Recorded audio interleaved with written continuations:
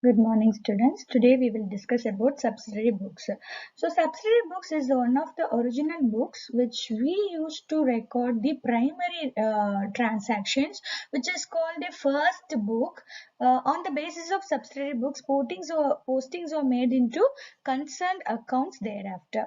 So, next is the advantages of subsidiary books. So, what is the purpose of using such subsidiary books is to posting of each entry becomes easy because we have to maintain a separate books for each and transactions. Like if we are following purchase books, then such transactions will alone enter in the purchase book. Whatever the purchase transactions alone will enter in the purchase books. So if we are doing sales, such a sales entry alone enter in the particular book. So it is easy for us to locate the desired transaction as it is separate books for each and every thing. So it is easy for us to locate the particular transactions. And also important descriptions also about the transactions can also be easily made in such books. So these are the advantages of subsidiary books. Next one is disadvantages of subsidiary books. They may be expensive, like in case of small businesses. It is as the nature of the business itself is small, so it is not necessary for them to maintain the subsidiary books. It is more or less they can use the journal entries that will make their job easier, and it requires some basic knowledge about accountancy. In case if any error is happen, that will make their job easy to rectify the such errors if they have the prior knowledge about the accountancy. So these are the disadvantages of subsidiary books. Next one is the types of subsidiary books.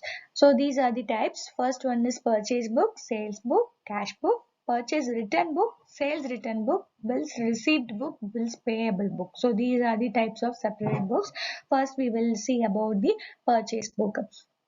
Purchase book, as I said, only the purchase transaction, the transaction which deals with the purchases, that alone will enter in the purchase book.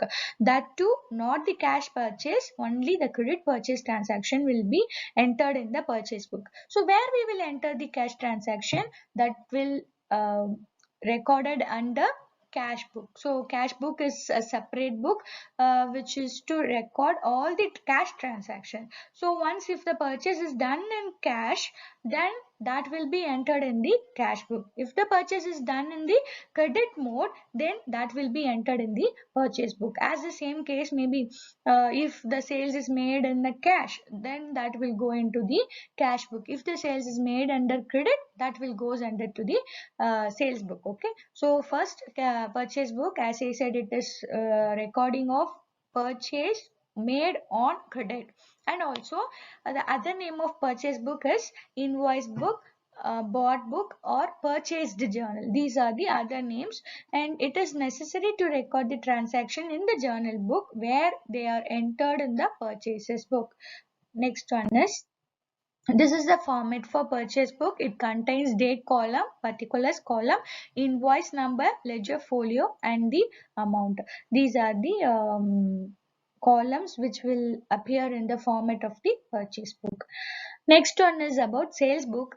The same like purchase, the only credit mode sales alone enter in the sales book. So it is the record in such sales book is made from the outward invoice book, which contains the exact copy of each invoice sent out to the customers. So this is the format for sales book. Date column, particulars, outward invoice number, which then ledger folio, then the amount. Next one is purchase return book. Purchase return means like when we purchased something, due to some of the reasons we will be sent back those goods to the seller. That is called purchase return. Those returns alone will enter in the purchase return book. The book which is used to record the returns for to the seller is called purchase return book. Also it is also known as return outward books. While returning goods, buyer prepare debit note. So this is the format for such a purchase return book: date column, particulars, ledger folio, debit notes and amount.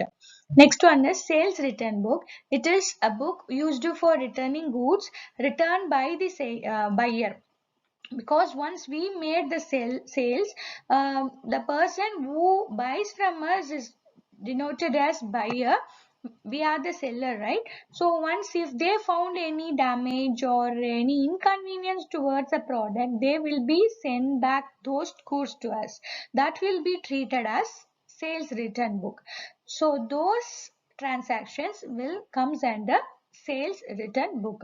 Also, the other name for such sales return book is return inwards book, because it's getting the goods are getting inward to the business, so it is known as the sales return inwards book, or in simply we can say return inwards book. So while keeping records in sales return book, seller prepares a credit note. So this is the format for sales return book: date column, particulars column, ledger folio and credit note will be the extra column, and last one is the amount column. Next one is cash book. To record, in the beginning itself I told you, to record only the cash transaction, a separate book will be maintained, that is called cash book. The function of cash book is to keep records of all the cash transactions. Cash book takes place the cash account. It is not necessary to open separate cash account in the ledger after keeping record in the cash book. These are the types of cash book. First one is simple cash book, double column cash book, triple column cash book and petty cash book. Thank you.